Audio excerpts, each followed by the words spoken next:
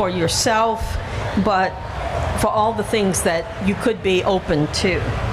So one of the definitions of being an entrepreneur is being organized. You manage things, but you are assuming the risk. And a lot of people don't realize that everything is on you. The buck stops on you. So it's very, very important to be able to navigate this thing so that it all comes to fruition. There's a session that I'm sure most people know today because we have so many food shows if you're not already in the business, but it's called mise en place. Does everybody know about mise en place? Mise en place means everything in its place. And a chef knows this because if you want to serve 2 people at home, or if you want to serve 2,000 people, if you don't have everything in place and in order, you're not going to be able to do either one, especially in a timely way. At home, if it takes 3 hours to cook a meal, maybe your family is not too thrilled, but they'll still love you. If you do that in a restaurant business, it's over. I'm leaving. You know? So you have to be very, very much in a mise en place, having everything in its place, and it's the same thing in the financial world. So quickly, I'm going to go right into phase 1 because I say it's all in the prep. And so I'm going to talk about 5 or 6 different areas that I want you to concentrate. No, okay, I'm okay.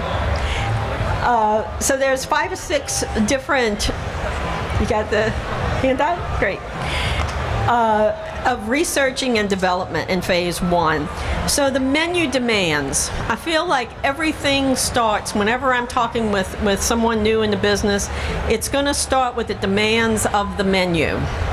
And some key things, it's not just the cuisine and the time to prep it, but also what type of a business you're going to be. Are you going to be a grab and go, or are you going to be fine dining? It's 2 totally different ways of customers, what you need in your restaurant. It tells everything that needs to be told. And then also your brand. What does your business stand for? How do you distinguish between your services and prices and overall culture of your business? 3 major factors is, first of all, they wanted me to talk about the number of customers that you need to be profitable. And if we work over the numbers, we'll know how many people we need to serve a day, of however many days we're going to be open.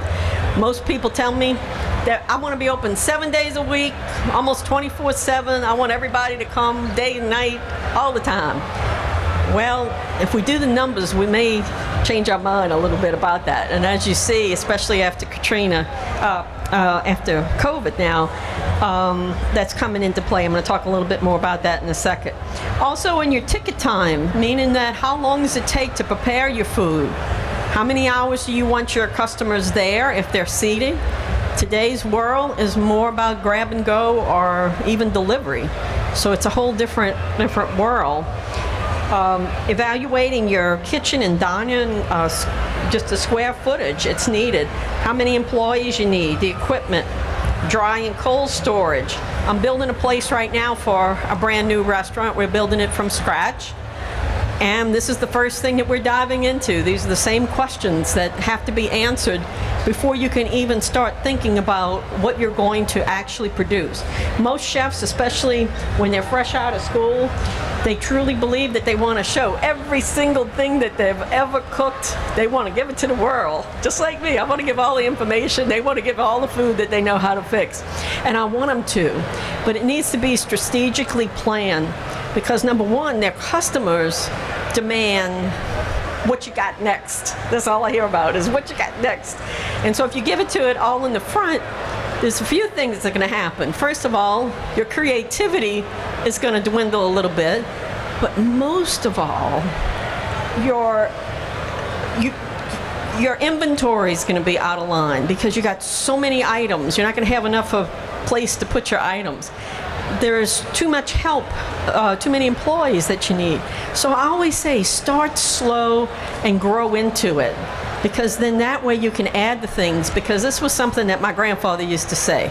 You know, we can make all the best plans in the world, but until we have paying customers, we really don't know what we're going to be selling. And so it's very, very important to start off with the things that you really know that you can do well, but keep going and growing as it happens. The gentleman who was here just before me was fabulous in really talking about marketing. And some of the tips that he had, and we probably have some information on it, I think would be great, because it's just in line with what I have here in the market research about who's your target customer. Everybody thinks most of the time, everybody's my customer. And yes, everybody could be your customer, but there's a certain customer that's going to be your regular customer, because you need regular customers. You don't need necessarily, unless you're a true tourist restaurant, you need to have repeat business. You even need those tourists to come back over and over and over again. We were in business in our restaurant for 40 years, and people sometimes wouldn't come back for another 10 years before they got back to New Orleans. And it was such a relief and a privilege, and I don't know what else to put on it, but we were thrilled because they would say, "Oh, the food tastes exactly like I remember."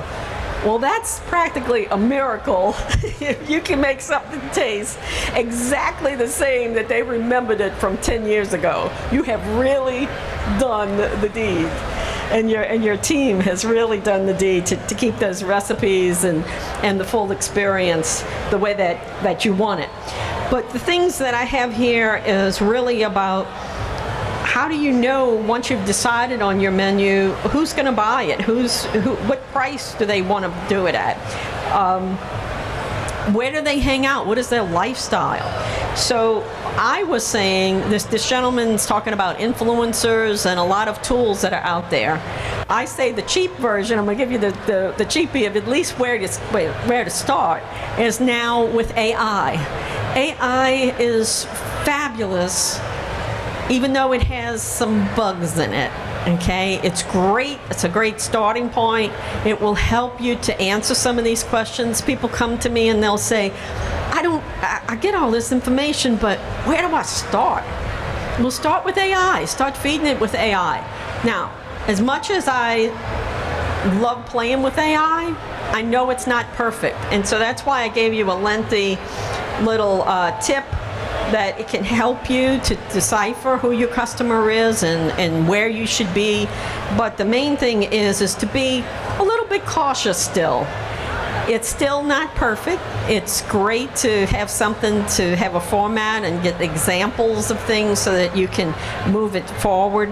But you still need to rewrite it, make it your own, make it fit your brand.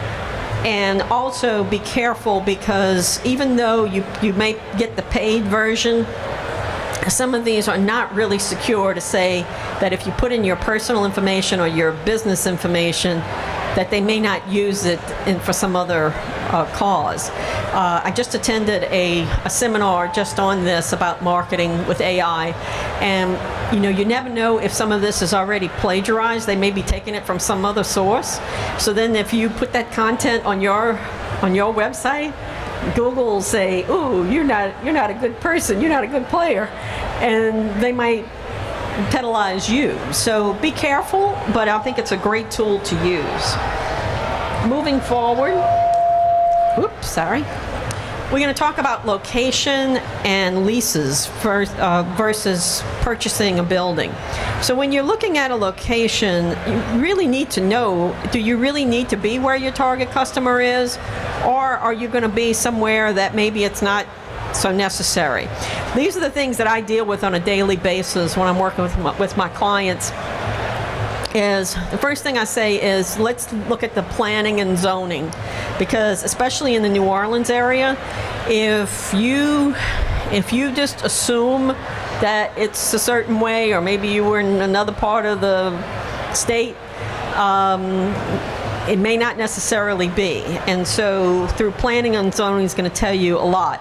Of course, if you can have a liquor license there, I could give a whole segment on that, just because liquor license, a lot of times a listing, a real estate listing may say that a liquor license comes with the lease or owning it.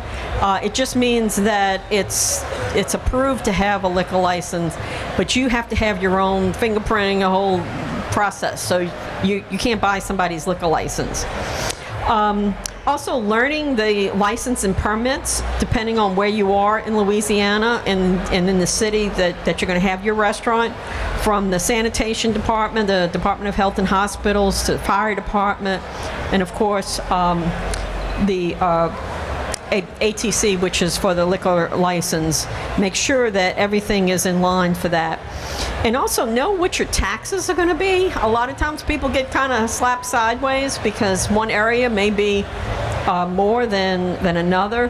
The insurance, utilities, all of that when you're looking and scoping out a place to see if you want to lease or not.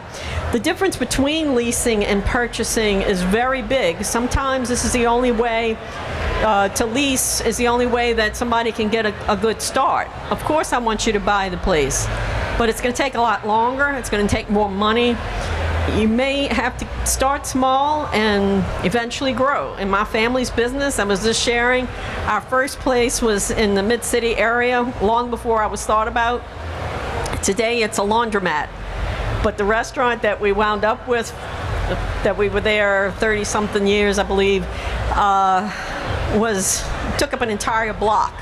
So don't try to do everything. Don't try to make the Taj Mahal on day one. Is what I say. Also, let's get down to negotiating the lease, because they really wanted me to stress this. This is another area. It's not, leases now are incredible. When I first started, especially when I was at the LSBDC, a lease for about 1,500 square feet on magazine was about $1,500 a month. Today it's 6,000 and up, a month. And it's like, gosh, how can you make a profit when the rent is that, even before we're talking about all the other overhead? So you might be able to negotiate it. I say it's very important to have a commercial real estate attorney. Really read it. Don't just assume, I can read a lease and just decide, that I understand it. No, have somebody professional that understands this. Really flush out what needs to be really told to you so that you can make that decision. Remember earlier I said you taking on all the risk. I don't mind being an entrepreneur and taking the risk, but I want to know what those risks are and how do I want to handle them. Because I always say, if you're going to go bungee jumping, just make sure that the bungee cord is secured because it may not have a good ending for you.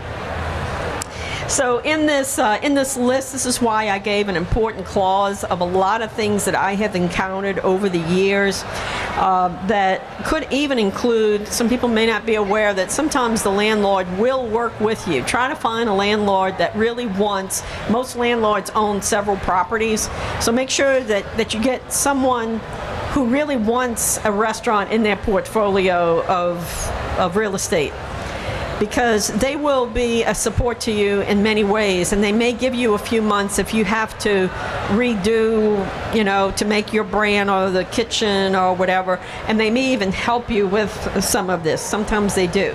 More and more people are looking to give you a triple net lease. Make sure that you understand what that means.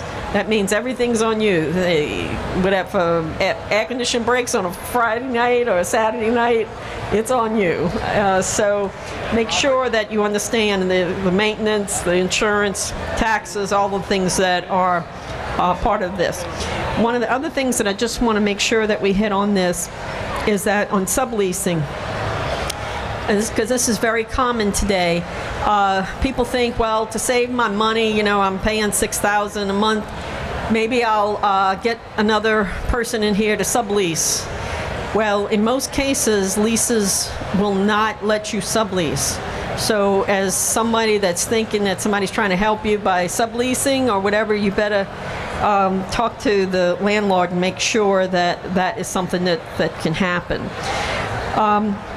And then the last thing on this page is filing your lease with City Hall. If you don't file your lease on City Hall, many people are not aware of this.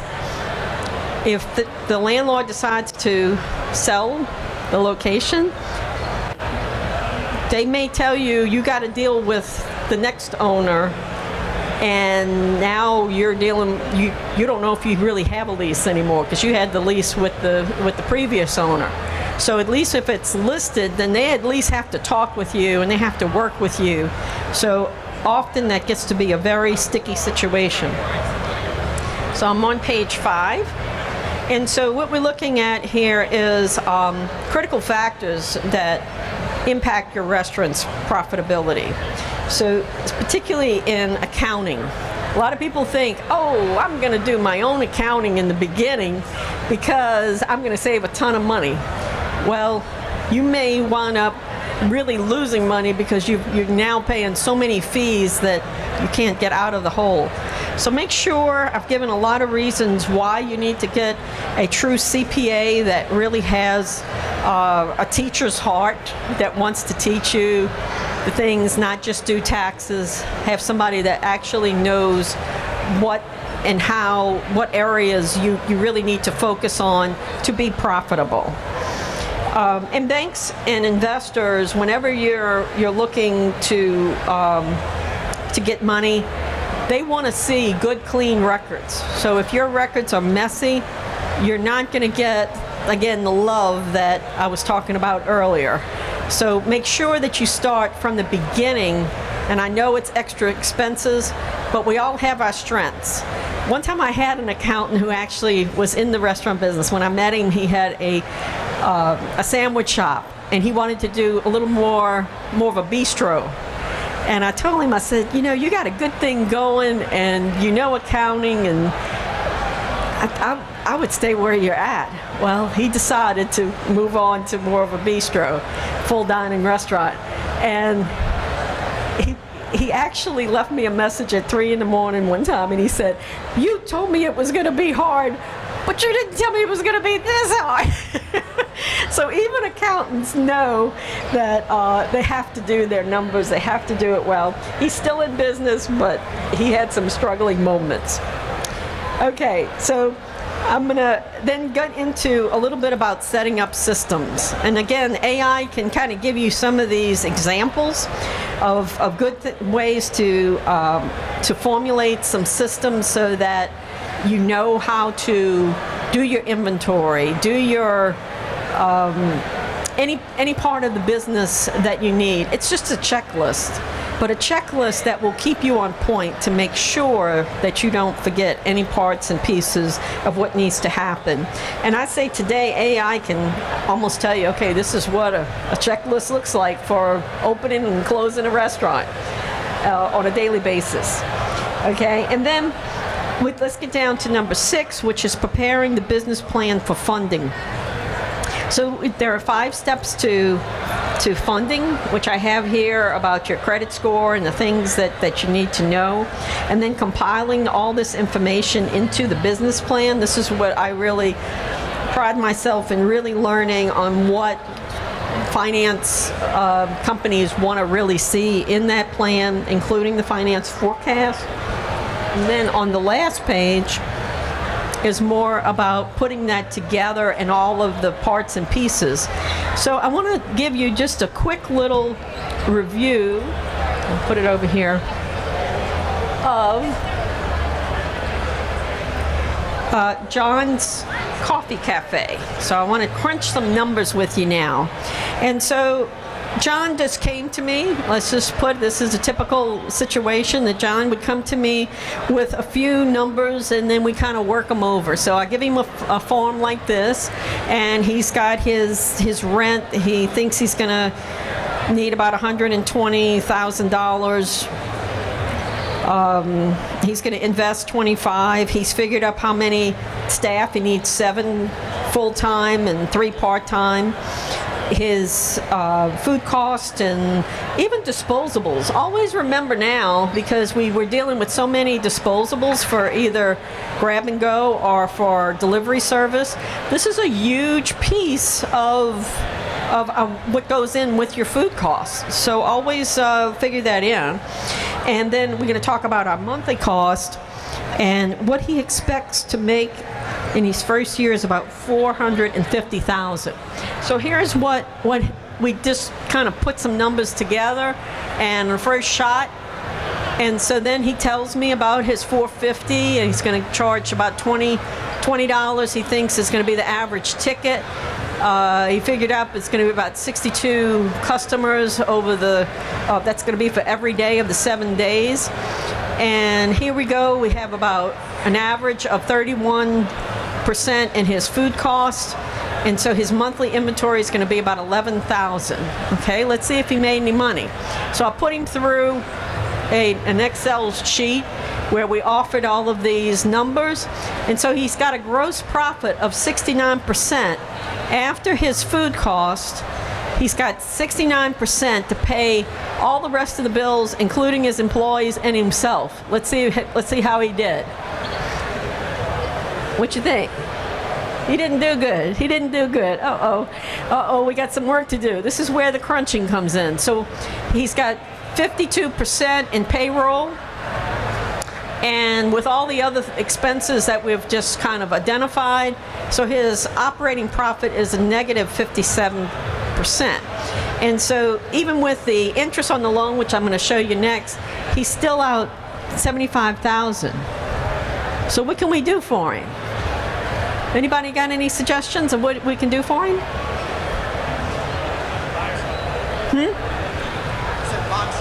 Moxie. He needs Moxie. Absolutely. So this is his business needs, the money that he thinks he's identified that he's going to need to get the place up together, and 120. His working capital. So now that we got a loan payment, if the bank would give him a loan, which they're not going to give him a loan at this point because he's not cash flowing yet. So he's already out, even if he had a family member giving him the money, he's out $98. All right, let's see if we can help him out. So by fixing the payroll, and this is what I was talking about earlier about being open 7 days a week. Today you'll find that people are cutting down the days. Have you noticed your favorite restaurants are cutting down the number of days? It's because they can't afford the payroll, but then I worry about my employees. They need to make a certain amount. So, but you're capitalizing, you're trying to keep the business open so that they will be able to work for you, because now he had to lower his wages. He might have to rethink being open 7 days. I always like to say, don't open 7 days when you first get started. Try to go with what you think that you need, and then you can always add to it and make a big deal that maybe the media will pick up. Oh, now they're open on Sunday or whatever the day is that you had been closed. Now they feel like it's a positive. When you were open 7 days and now we're closing you on Sunday, now we're closing you on Monday, now it starts to look like maybe they're not doing so good. And we don't want that, because that may not be the true case. But here we have lowered the wages. We took a little bit from the owner, because at the end of the day, when you're first starting in a business, the owner will get paid last. But I want to at least figure him in there to see what can you truly live with while this is growing and coming down. So at least we got to 25. So let's see, 25,000 in overhead. So let's see what happens. We also increased a little bit, and this is what I'm asking him. Can we really have 5 more people? 60-something people a day doesn't sound bad. Like, I should be able to do that. But you're not figuring, maybe on a weekend that's a nothing. But on a Monday or a Tuesday, that might be a hard number to hit. So, but we still increased it a little bit to $485, and now his food cost is at 29%, and so now it's looking a little better. Let's see if he made any money. So I run it through my Excel spreadsheet. We're now needing 67 people every single day that we're open. We got our food costs. Now he has 71%. Just by making those few adjustments, now he has 71% to pay the rest of his bills. Let's see if he can squeak it out. All right, because we now have a 34% payroll, now because we have the menu costs are down, we've increased the amount of sales, we've lowered the days of when we're open. So making those few adjustments before they actually open and get into this is going to set them on so much better path of making a profit and not having a whole bunch of penalties and things and being blindsided. So he winds up with an operating profit of $43,000, and now even with a loan, the loan won't have to be as much because our working capital has come down because we're not using as much for employees. The amount that he had to interject, which usually is 20%, that's brought it down. So now when we're looking at the operating profit minus the loan, he's making $5,000 net. What's he going to do with that $5,000? Where's that going? It's going to taxes. He's still not as great as he needs to be, but at least he's on his way to being profitable. And so that's the fastest way that I can get through 45 minutes of all of this to tell you, you really need to crunch your numbers, understand your numbers, and just so that, the carpenters say, measure twice, cut once. You're going to save yourself so much money and so much better chance of being profitable. So that was fast, I know, and that's why I've given you this handout. I said I'm going to give it as a gift because there's a lot of information that I'd like to share with you. Does anybody have any questions? Did it sound like anything that would be useful? What do you think? Okay. Well, thank you all so much. I really appreciate it.